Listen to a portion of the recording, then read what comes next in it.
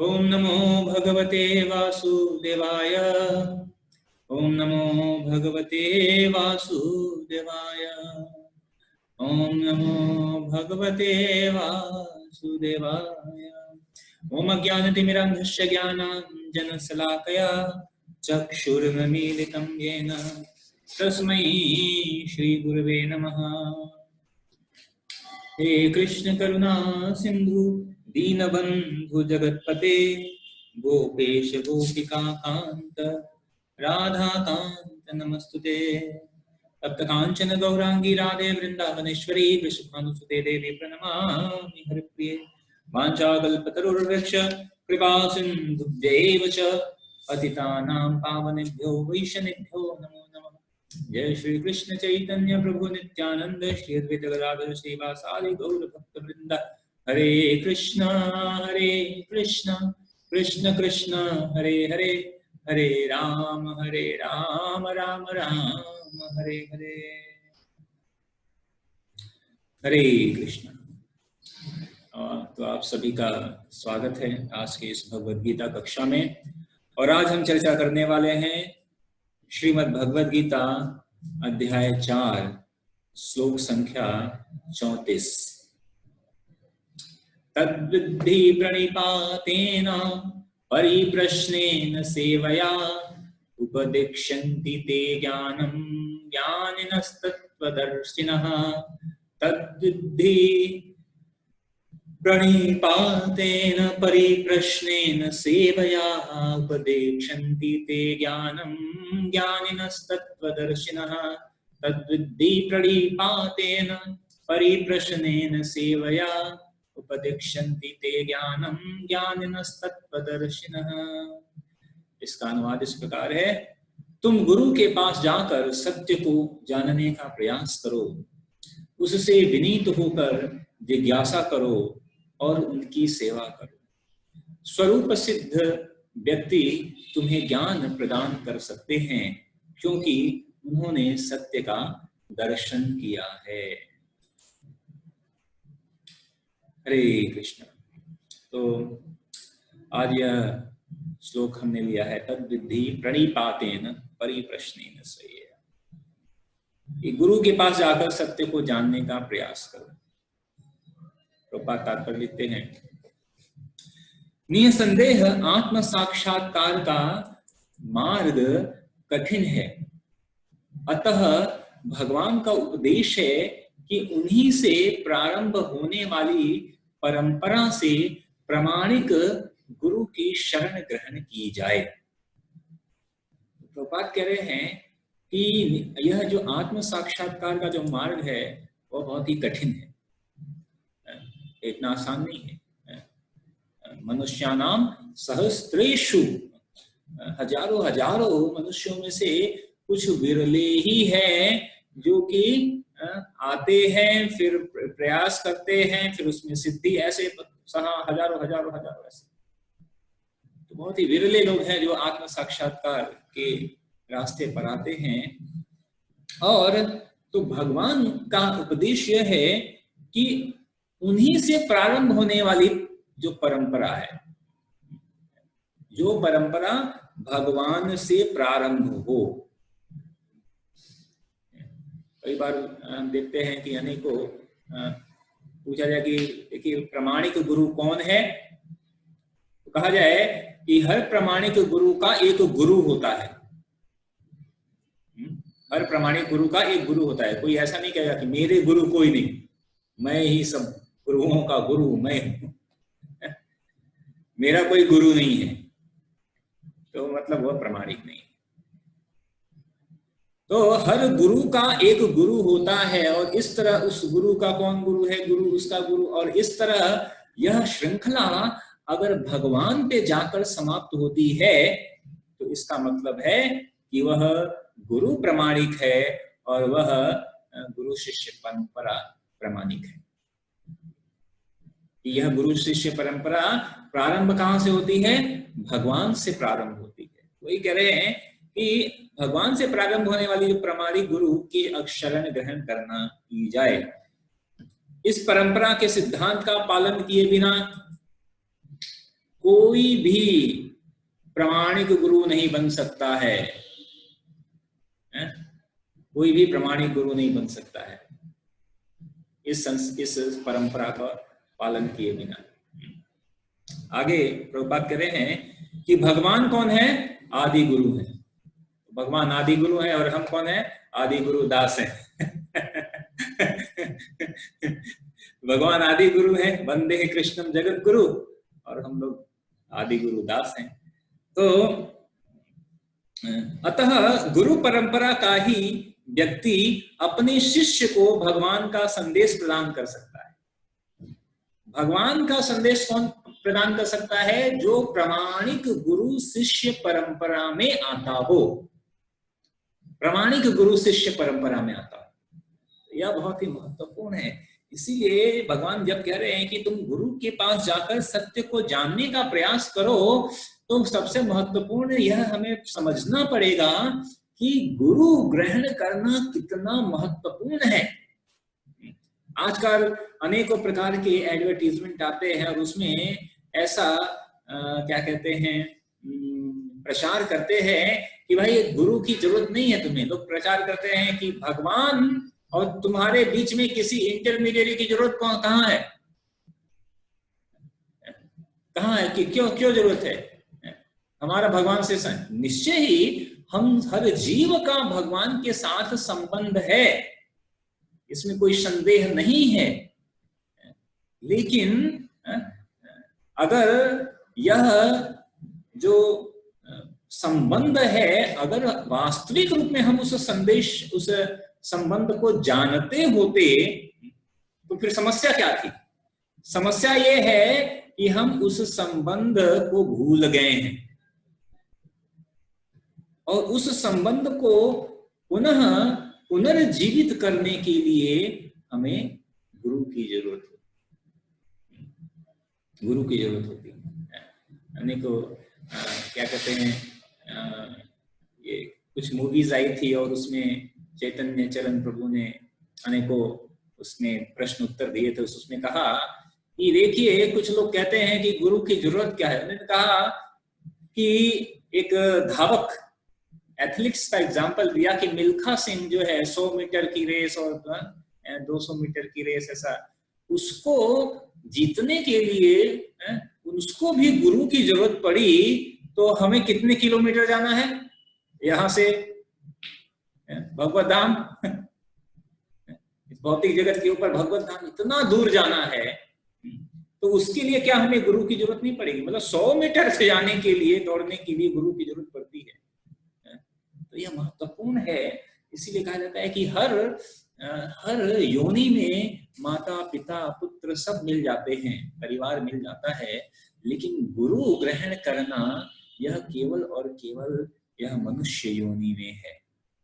यह मनुष्य योनि मतलब उच्चतर योनि में है। उच्चतर योनि में ही केवल गुरु ग्रहण कर सकते हैं। गुरु ग्रहण करने का यह सुविधा यह केवल यह मनुष्य या उच्चतर योनि में है। तो यह बहुत ही महत्वपूर्ण है। और इसीलिए शास्त्र कहता है कि अगर कोई व्यक्ति लाखों करोड़ों सालों तक भी मंत्र जाप करता रहे बिना प्रामाणिक गुरु के, तो वह कार्य नहीं करता है। प्रामाणिक गुरु के जो है आश्रय में ही वास्तविक रूप में भक्ति का प्रारंभ होता है। इसलिए जब हम दीक्षा लेते हैं ना, हमने दीक्षा लिया तो कहते हैं दीक्षा मतलब यह भक्ति का क्या है? प्रारंभ है। हमने गुरु ग्रहण कर दिया, अब हमारा मतलब प्रारंभ हो गया। भक्ति अभी से प्रारंभ होगी। ऐसा नहीं कि दीक्षा मतलब समाप्त, अभी तो हम जो है बहुत बड़े बन गए, नहीं, अभी से प्रारंभ हुआ। गुरु ग्रहण किया हमने। क्योंकि जो गुरु है वह कौन है? गुरु मतलब प्रामाणिक गुरु कौन है? वह भगवान का भक्त है, और सामान्य भक्त नहीं, वह भगवान का प्रिय भक्त है। और इसीलिए जब हम गुरु का आश्रय ग्रहण करते हैं, देखिए हम जब मंगला आरती, सुबह मंगला आरती करते हैं, तो सबसे पहले क्या कहते हैं? गुरु आश्रय। साक्षात् धरित्वेन समस्त शास्त्रैः उक्तस्तथा भायत एव सद्भिः किंतु प्रभोर्य प्रिय एव तस्य वंदे गुरु श्री चरणारविंदम। वंदे गुरु श्री चरणारविंदम किसने? साक्षात धरित्वेन समस्त शास्त्र। तो यह जो गुरु है वह क्या है? भगवान का साक्षात क्या प्रतिनिधि। और यह प्रामाणिक गुरु क्या करता है? वह सारे भक्तों को, जीव आत्मा को भगवान की सेवा में लगाता है, भगवान की सेवा में लगाता है। यह प्रामाणिक गुरु का कर्तव्य है कि वह सारे भक्तों को युक्तस्य भक्तांश्चन युञ्जतोपि वंदे गुरु श्री चरणारविंदम। चतुर्विध, हर प्रकार से वह जो है भक्तों को ट्रेंड करता है कि कैसे भगवान की सेवा करनी है। तो जो गुरु है वास्तविक रूप में, तो यह इसीलिए गुरु कौन हो सकता है? एक्चुअली गुरु का वह अर्थ ही है, गुरु का मतलब है भारी। गुरु का मतलब भारी। गुरु का एक अर्थ है, गु मतलब होता है अंधकार या बुराई या गंदगी, अज्ञानता, और रू का मतलब होता है जो नष्ट करे। तो जो अज्ञानता को नष्ट करे वह है गुरु। गुरु क्या है? वह भारी है। भारी मतलब कि वह बहुत ही विशाल है। गुरु सारे अज्ञानताओं को नष्ट करता है। तो जब हम प्रामाणिक गुरु के आश्रम में जाते हैं तो भगवान जो है तब वास्तविक रूप में भगवान भी प्रसन्न होते हैं और तब ही हमारी वास्तविक भक्ति प्रारंभ होती है। तो आगे प्रभुपाद कह रहे हैं, कोई अपनी निजी विधि का निर्माण करके स्वरूप सिद्ध नहीं बन सकता, जैसा कि आजकल के मूर्ख पाखंडी करते हैं। भागवत में 6:19 में कथन है, धर्मः तु साक्षात भगवत प्रणीतम। धर्म पथ का निर्माण स्वयं भगवान ने किया है, अतएव मनोधर्म या शुष्क तर से सही पद प्राप्त नहीं हो सकता। मनोधर्म मतलब मन के द्वारा उत्पन्न, मेरे अनुसार नहीं, मेरे अनुसार, ऐसा। लोग देखिए, जिसको भी मिले लोग कहते हैं मेरे अनुसार, मेरे अनुसार। तो यह मन के द्वारा नहीं, तो अपने अनुसार लोग फिर कोई अलग अलग प्रकार के तथोकथित मनोधर्म की बातें करते हैं। कि कोई व्यक्ति उसी मनोधर्म के आधार पर अपने आप को गुरु घोषित कर देता है और फिर कभी कभी वो अपने आप को भगवान भी घोषित कर देता है। कहते हैं कि ये वास्तविक रूप में ऐसा नहीं है। भागवत कहता है कि धर्मो ही साक्षात भगवत प्रणीत। ये जो धर्म है ये कोई बनाने वाला विषय नहीं है कि आज हमने ऐसा बना दिया, एक नया धर्म बना दिया, वो धर्म नहीं है। यह साक्षात भगवान से ही उत्पन्न है, भगवान ही। तो धर्म का पथ का जो निर्माण है वह स्वयं भगवान ने किया है। भगवान का अग्रभाग है धर्म। तो इसको तर्क के द्वारा हासिल नहीं किया जा सकता। यानी को तर्क किया, मानसिक चिंतन किया, ऐसा। तो ज्ञान प्राप्ति के लिए हुए हर व्यक्ति को क्या करेगा? प्रामाणिक गुरु की शरण में ही जाना पड़ेगा और ऐसे गुरु को पूर्ण समर्पण करके ही स्वीकार करना चाहिए। प्रभुपाद क्या कह रहे हैं कि गुरु को कैसे स्वीकार करना चाहिए? पूर्ण समर्पण करके ही स्वीकार करना चाहिए। तो यह बहुत ही महत्वपूर्ण है। वास्तविक रूप में जो गुरु का जो चयन है वह हमें ऐसा नहीं करना चाहिए कि गुरु का उस एक गुरु है, उनके बहुत लाखों फॉलोअर है तो हम भी गुरु स्वीकार कर लें। या फिर देखा देखी, अरे उसने गुरु स्वीकार कर लिया, फिर हमें लगता है देखो उसने दीक्षा ले लिया, उसने गुरु स्वीकार कर लिया, उसने स्वीकार कर लिया और हम स्वीकार नहीं किए। तो कहते हैं अरे नहीं, तो अभी तो गुरु स्वीकार करना पड़ेगा। क्यों स्वीकार करना पड़ेगा? क्योंकि उसने गुरु ग्रहण कर लिया। नहीं, अगर इसलिए गुरु स्वीकार करेंगे तो समस्या है। हमें गुरु स्वीकार करना पड़ेगा सिर्फ फैशन के लिए नहीं, हमें गुरु स्वीकार करना है आध्यात्मिक उन्नति के लिए, आत्म साक्षात्कार के लिए, भगवत प्रेम के लिए गुरु स्वीकार करना है। और गुरु स्वीकार करना ये बहुत बड़ी बात है, क्योंकि जब हम गुरु स्वीकार करेंगे तो हमें गुरु को पूर्ण रूप में समर्पित होना पड़ेगा। फिर हमें किंतु परंतु नहीं कर सकते। कि हमने गुरु स्वीकार किया और फिर कहे गुरु जी नहीं नहीं, गुरु जी कहें ऐसा करो, कहेंगे नहीं नहीं वो तो हम नहीं कर सकते, मेरे को तो ये अच्छा लगता है मैं तो ये करूंगा। नहीं, अभी गुरु ने जो आदेश दिया उस आदेश का उल्लंघन नहीं कर सकते हैं, और अगर गुरु के आदेश का उल्लंघन किया तो वह नाम अपराध हो जाता है। तीसरा नाम अपराध गुरु की अवज्ञा करना और उन्हें साधारण मनुष्य समझना। गुरु कोई साधारण मनुष्य नहीं है, और इसलिए गुरु कौन है? वह भगवान का क्या है? प्रतिनिधि है, और भगवान का प्रतिनिधि होने के नाते वह भगवान के समान ही पूज्य है। एक बार श्री प्रभुपाद जो है आ रहे थे, कहीं बाहर से आ रहे थे, एयरपोर्ट पे उनके शिष्य प्रभुपाद को लेने आए, और लेने कैसा है? वो लंबी वाली एकदम पॉश जो कार होती है वो लेकर आए। वहां एक रिपोर्टर था, उसने देखा अरे कौन आ रहा है, इतनी लंबी कार लेकर आए हैं इनको रिसीव करने के लिए। देखा कि अरे ये तो एक सन्यासी आ रहे हैं। तो जो रिपोर्टर था वो कहा कि स्वामी जी आप तो सन्यासी हैं। हाँ। मैंने कहा कि आप ये सन्यासी हैं और आपके ये जो शिष्य, आप तो सन्यासी मतलब आप तो वैरागी हैं, और आपके शिष्य तो ये एकदम बहुत लेटेस्ट कार ऐसा लेकर आए हैं, महंगी वाली सबसे। तो प्रभुपाद ने जो है, प्रभुपाद का उत्तर देने का तो अपना ही अंदाज होता है। प्रभुपाद ने कहा यस, प्रभुपाद ने कहा कि ये अगर मेरे शिष्य अगर सोने की कार लाते, कार जो है मेड ऑफ गोल्ड, सोने की भी कार लाते तो वो भी कम।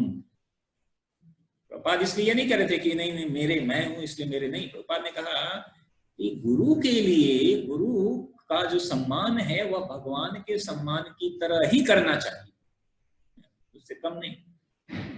तो शिष्य को चाहिए कि अपने गुरु को सोने की कार अगर चाहे तो सोने की कार में बिठा के लाना चाहिए। वो रिपोर्टर ऐसे देखने लगा रहे, तो फिर प्रभुपाद ने आगे जो है क्लेरिफाई किया।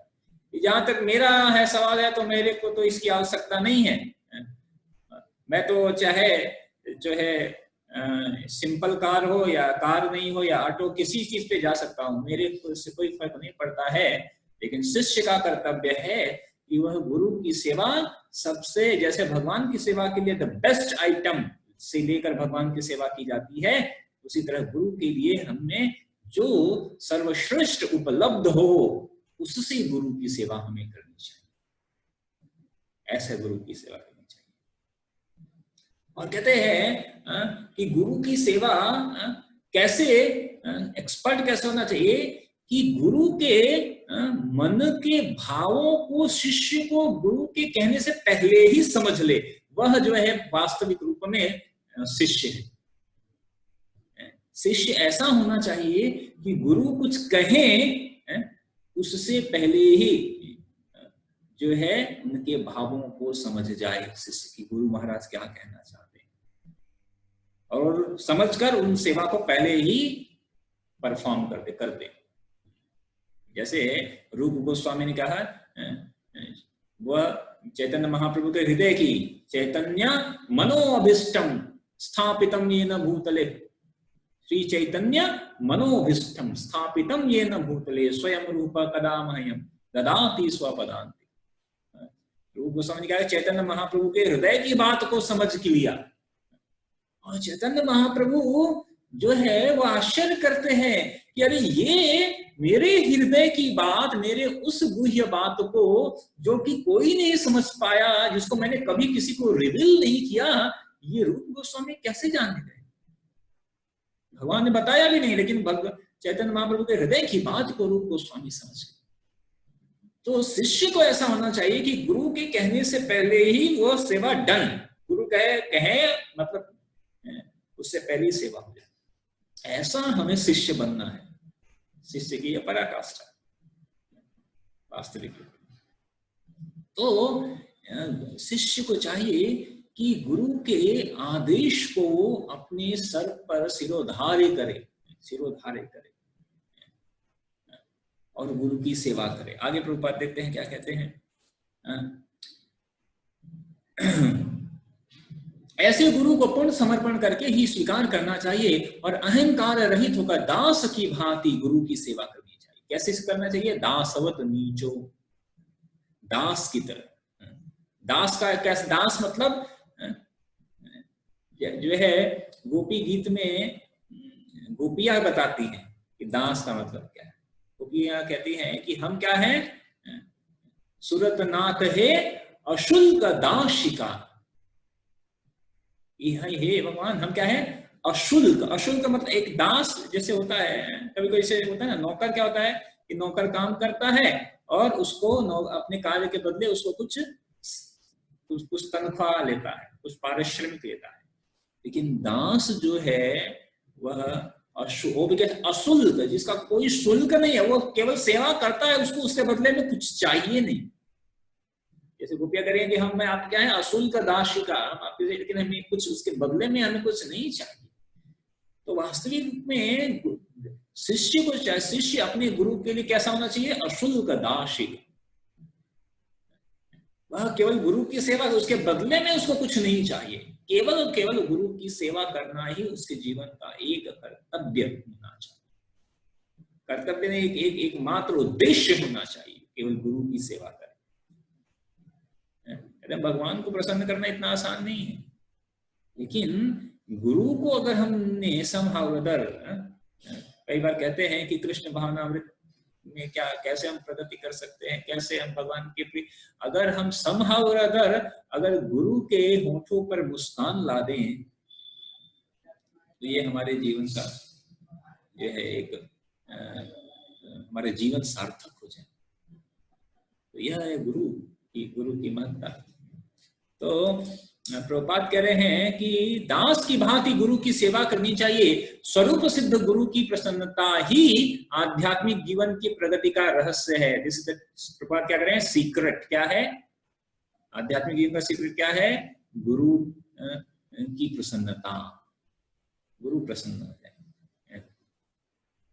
जिज्ञासा और विनीत भाव के मेल से आध्यात्मिक ज्ञान प्राप्त होता है। और अब भगवान यहाँ पे वास्तविक में बता रहे हैं कि गुरु के पास कैसे जाना चाहिए। गुरु के पास हमेशा विनीत भाव से जाना चाहिए। हमने वैष्णव सदाचार में भी हमने चर्चा किया था कि हम कभी गुरु के पास जाकर गुरु को ऐसा नहीं कह सकते हैं कि मत ऐसा करो, ऐसा, या हम कहें कि नहीं मैं बताता हूँ, हम बताते हैं कि इसको कैसे करना चाहिए, आपको नहीं पता है, कम पता है, या हम उनको सलाह देना शुरू कर दें। नहीं, गुरु के सामने जब तक हमें विनीत भाव, हमें गुरु के सामने क्या है? मूर्ख बनकर जाना चाहिए। चैतन्य महाप्रभु ने क्या कहा? चैतन्य महाप्रभु ने कहा कि मैं तो मूर्ख था, लेकिन इसलिए मेरे गुरु ने कहा कि तुम्हें ये हरे कृष्ण मंत्र जपना। मेरे को मूर्ख जानकर मेरे गुरु ने क्या किया? मेरे को कहा कि आप ये शास्त्र सिद्धांत आपके बस की बात नहीं है, आप क्या करो, ये हरे कृष्ण महामंत्र का जप। कौन कह रहा है ये? अभी हम बात कर रहे थे नादी गुरु, भगवान स्वयं, वंदे कृष्णम जगत गुरु। ऐसे चैतन्य महाप्रभु स्वयं यह बात कह रहे हैं। तो हमें तो हम तो वास्तविक मूर्ख हैं, मंद सुमंद मतयो मंद भाग्य। तो हमें तो गुरु के पास विनीत भाव से जाना चाहिए, और विनीत भाव से जाकर हमें क्या करनी चाहिए? जिज्ञासा करनी चाहिए कि कैसे हमारी प्रगति हो सकती है। गुरु के पास जाकर हमें केवल ऐसा नहीं कि गुरु जी हाँ कैसा है, ठीक है, सब ठीक है, हमें अपनी वास्तविक स्थिति को बताना चाहिए। गुरु से हमें कोई बात छिपानी नहीं चाहिए। और इस प्रकार जब हम गुरु के समक्ष हम जाएंगे, और तो गुरु क्या करेंगे, क्योंकि वह आत्म साक्षात्कारी व्यक्ति है गुरु, तो वह क्या कर सकते हैं? वह भगवान के बहुत ही नजदीक है, तो वह क्या कर सकते हैं? हमें उठा सकते हैं, हमारी प्रगति करा सकते हैं, हमारे सारे समस्याओं को दूर कर सकते हैं, विघ्नों को हटा सकते हैं। अगर गुरु प्रसन्न, किसी व्यक्ति पे प्रसन्न हो जाए तो भगवान स्वतः उस पर प्रसन्न हो जाते हैं। गुरु अगर किसी पर प्रसन्न हो जाए तो भगवान स्वतः उस पर प्रसन्न हो जाते हैं। इसके लिए तो यह, इसलिए गुरु की महत्ता बहुत बड़ी है। तो जिज्ञासा और विनीत भाव के मेल से आध्यात्मिक ज्ञान प्राप्त होता है। बिना विनीत भाव तथा सेवा के विद्वान गुरु से की गई जिज्ञासाएं प्रभावपूर्ण नहीं होंगी। तो प्रश्न कैसे पूछना चाहिए गुरु के पास जाकर, तद्विद्धि प्रणिपातेन परिप्रश्नेन सेवया। पहली बात यहाँ भगवान कह रहे हैं कि जो गुरु की सेवा, संतों की सेवा, साधु की सेवा कैसी करनी चाहिए, से प्रश्न पूछकर। प्रश्न ये नहीं पूछना है कि मेरी बेटी की शादी कब होगी, थोड़ा हाथ देकर बताइए, हमारे भाग्य में लक्ष्मी कब आ रही है, ठीक है, कब बिजनेस कब बढ़ेगा, ये सब प्रश्न नहीं है। अधिकतर लोगों का यही प्रश्न होता है। पूरी शादी के थोड़ा हाथ देखते हैं क्या। एक बार प्रभुपाद से किसी व्यक्ति ने कहा कि हाथ देखते हैं क्या, प्रभुपाद ने देखा था, ओह आहा, वो व्यक्ति डर गया, क्या है क्या। प्रभुपाद ने कहा 1 2, अरे, और वो एकदम घबराने लगा था। प्रभुपाद ने कहा 3 4, क्या है स्वामी जी, क्या है। प्रभुपाद ने कहा जन्म मृत्यु जरा व्याधि जन्म मृत्यु जरा व्याधि। तो यह देखने की जरूरत नहीं है, हर व्यक्ति यह जन्म मृत्यु जरा व्याधि सभी के पास है, कुछ कम कुछ अधिक जो है, लेकिन है सबके लिए ये फिक्स है।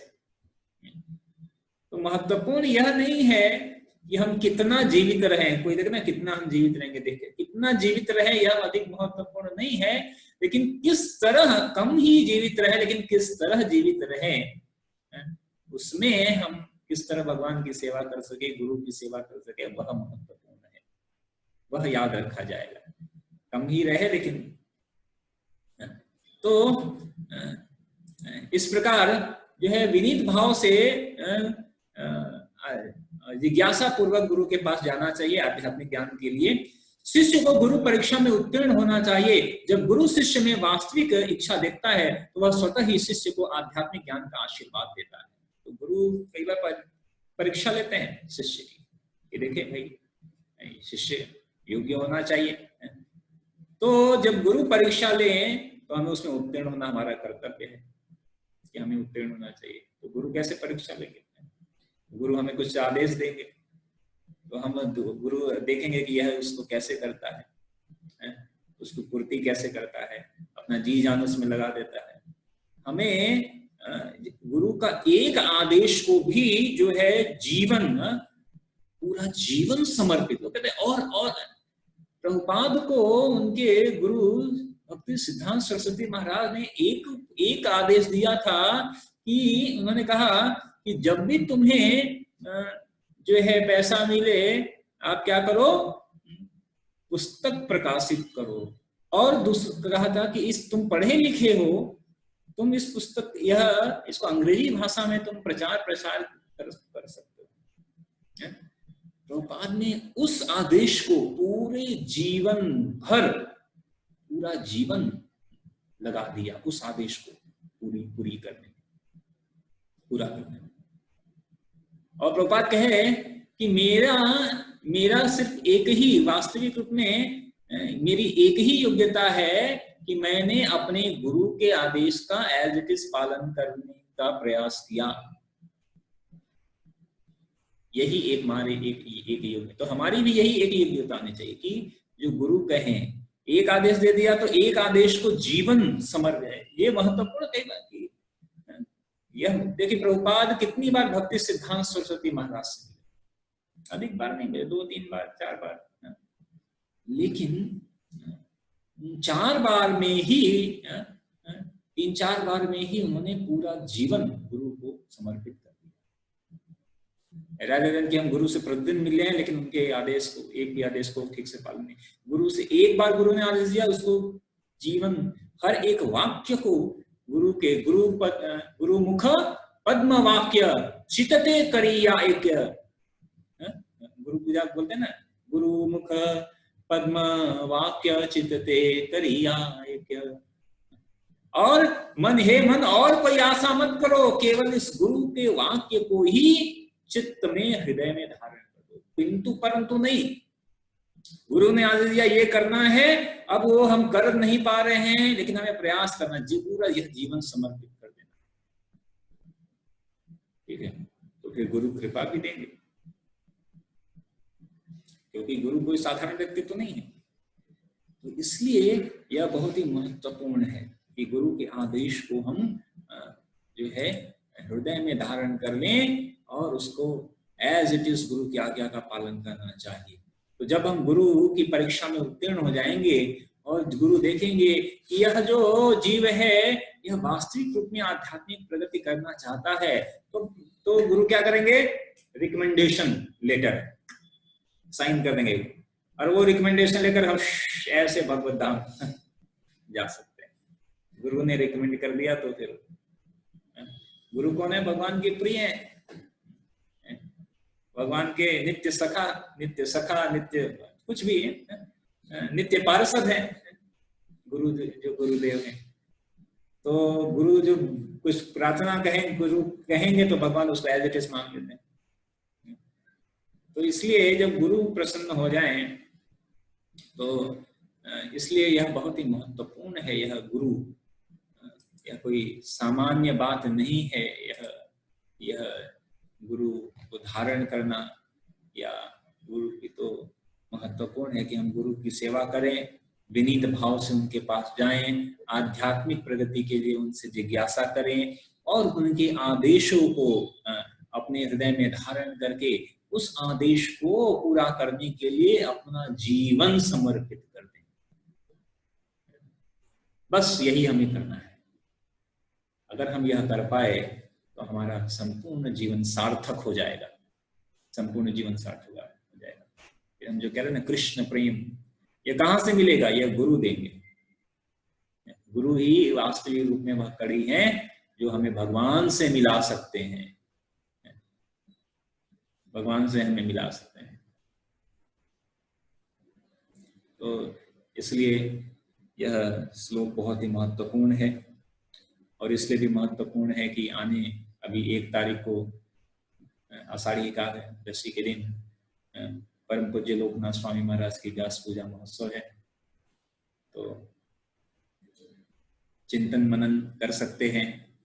मैं 2 दिन पहले भी कह रहा था कि कृष्ण भावनामृत में प्रगति, उत्थान, कि हम कितना प्रभुपाद और अपने गुरुदेव के प्रति कितने हम आसक्त हैं, हमें विचार करना चाहिए। हमें विचार करना चाहिए कि हमने जब से दीक्षा ली है हमने अपने गुरुदेव के लिए, सेवा के लिए क्या किया, क्या हम कुछ कर रहे हैं या नहीं कर रहे हैं। हम क्या प्रतिदिन चिंतन करते हैं अपने गुरु के बारे में। तो प्रतिदिन हमें गुरु के चरणों में चिंतन, उनका वंदन करना चाहिए सुबह उठने से पहले, सुबह उठने के बाद ध्यायन्स्तुवन्तस्य यस्त्रस्त्रिसन्ध्यं वंदे गुरु श्री चरणारविंदं। कम से कम 3 बार बोला गया है, कम से कम संध्या वंदन करते ना, कम से कम 3 बार गुरु का जो है वंदन करना चाहिए। एटलीस्ट हम सुबह गुरु पूजा कर सकते हैं या उनको याद कर सकते हैं, उनसे कृपा याचना करना चाहिए प्रतिदिन, और उनके लिए जो भी हम सेवा कर सकते हैं, कुछ आदेश मिला है गुरु का तो उस आदेश के लिए जीवन समर्पित करने का प्रयास करना चाहिए। तो यह बहुत ही महत्वपूर्ण है। ठीक है, हरे कृष्ण। किसी का प्रश्न है तो हम ले सकते हैं, एक प्रश्न ले सकते हैं।